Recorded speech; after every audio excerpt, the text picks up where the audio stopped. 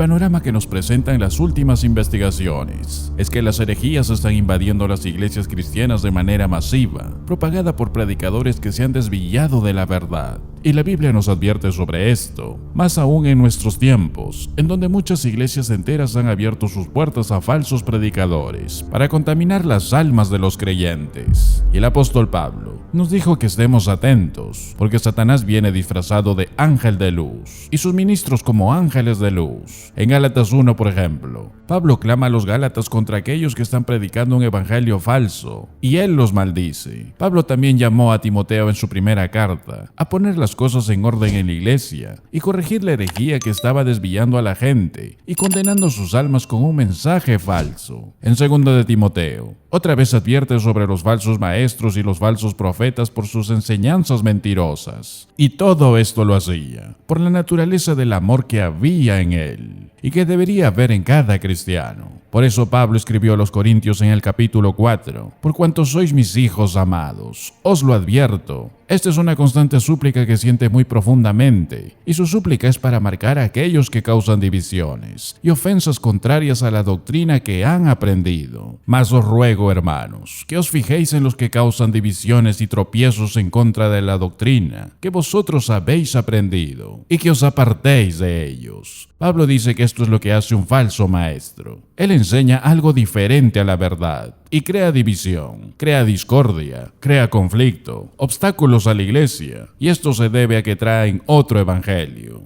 Un antiguo predicador bíblico dijo sobre esto: los hombres se distraen de la unidad de la verdad, cuando la verdad de Dios es destruida por doctrinas de invención humana. Y los falsos maestros inevitablemente vienen de esta forma, introduciendo enseñanzas humanas, doctrinas humanas, a veces muy cercanas a la verdad, a veces tomando parte de la verdad, parecen verdad, y siendo así muy sutiles, pero traen división y ofensa, atrapan a las almas, haciéndoles tropezar y desviando la pureza de la iglesia. El amor que proponen los movimientos ecuménicos contemporáneos de hoy, por ejemplo, es un tipo de amor muy diferente al tipo de amor bíblico, el tipo de amor del que oímos hablar el día de hoy. Quiere dejar de lado la doctrina, en nombre del llamado amor, pero cualquier amor que destruya la verdad, que ignore la verdad, cualquier amor que sea tolerante con el error o que propague el error, tiene que ser evitado, porque esa no es la esencia del amor verdadero. Todo lo que se habla sobre el amor y sobre la unidad dejando de lado la verdad es obra de falsos maestros, falsos profetas, que solo quieren causar división, quieren dividir a la iglesia, y tristemente están logrando eso en la actualidad con mucho éxito. Y Pablo dice a los cristianos: ¿qué vas a hacer cuando te encuentras con estas enseñanzas falsas? Los debes de marcar y los debes de evitar. Identifícalos, míralos bien, obsérvalos, escudriñalos, mira qué es y lo que te presentan, y aléjate. Y si conoces la sana doctrina, vas a poder hacer esto: identificarlo como herejía, identificarlo como enseñanza falsa, y luego evitarlo, porque las enseñanzas falsas siempre tienen una fuente, un propagador. Y Pablo nos dice que nos alejemos de ellos. Él nos dice que debemos evitarlo. Debemos tener un protocolo para no dejarnos contagiar de los errores doctrinales de los falsos maestros. Por eso es que el apóstol Pablo nos dice: manténganse alerta y evítenlos. En ninguna parte se nos dice que nos quedemos y discutamos con ellos, porque eso sería infructuoso. Más bien se nos dice que los evitemos, que nos alejemos de ellos, porque esta gente sabe cómo convencer a los incautos, sabe cómo cautivar a los ingenuos, con palabras suaves y lisonjeras. Ellos te dicen lo que tú quieres oír, y terminan dividiendo a las iglesias, terminan arruinando a los que abrazan sus enseñanzas. Por eso no deja de ser irónico el hecho de que algunas personas dicen que lo más importante en la iglesia es la unidad,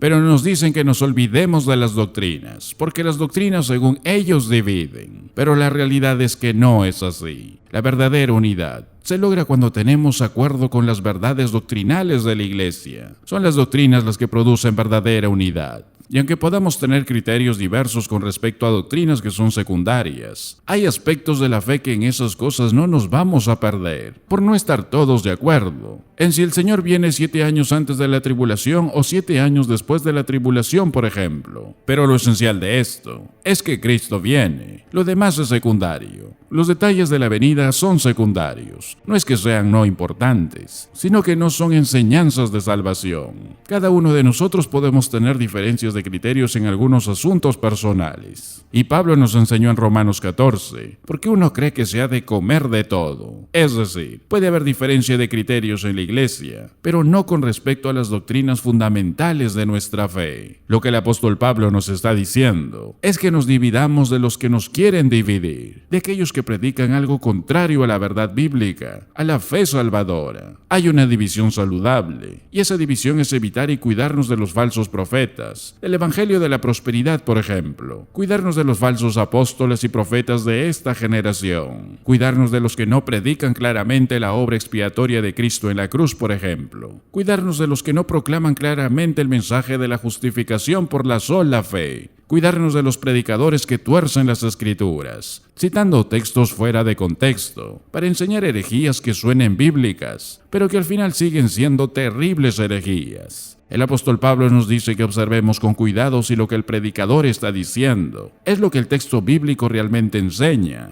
Tenemos que escudriñar si se está mostrando el texto en su contexto, porque de lo contrario, vamos a ser extraviados. Un hermano dijo, por ejemplo, en una ocasión encontró un problema dentro de su iglesia. Él estaba en una mega iglesia del Evangelio de la Prosperidad, pero él no lo sabía, y llegó un momento que se comenzó a inquietar de lo que el predicador estaba diciendo en el púlpito. Así que este hermano comenzó a escribir cada versículo que este predicador utilizaba para sus prédicas, y luego, llegando a su casa, leía el capítulo completo en donde se encontraba el versículo que este supuesto predicador usaba como cita y referencia, y poco a poco se fue dando cuenta al final cómo este hombre estaba hábilmente torciendo las escrituras para extraviar a esta iglesia, y así se dio cuenta que utilizaba la palabra para sus propios intereses. Por eso no debemos de ser ingenuos. El hecho de que una persona cite la Biblia no quiere decirnos nada. El diablo también citó a Jesús versículos cuando lo tentó. Por eso continúa Pablo diciéndonos, porque tales personas no sirven a nuestro Señor Jesucristo, sino a sus propios vientres, y con suaves palabras y lisonjas engañan los corazones de los ingenuos. Es decir,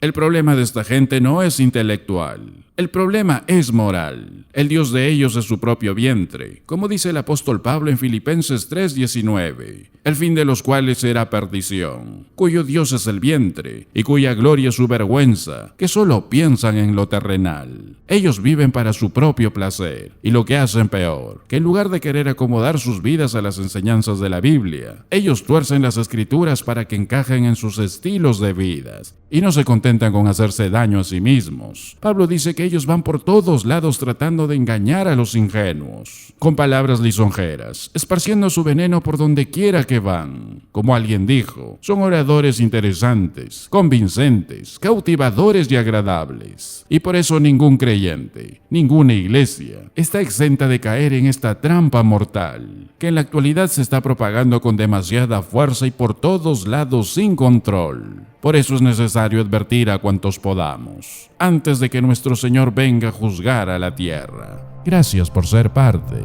del ministerio de la verdad de su palabra.